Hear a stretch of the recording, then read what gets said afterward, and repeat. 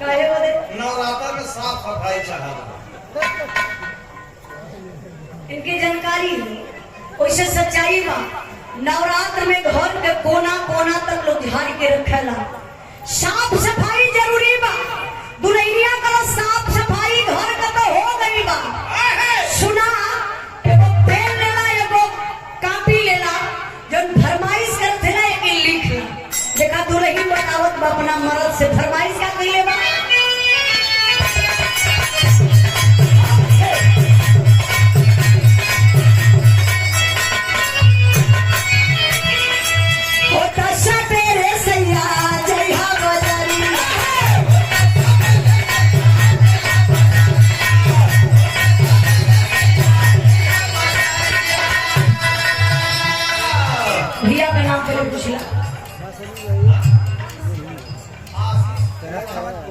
Ashish Srivastava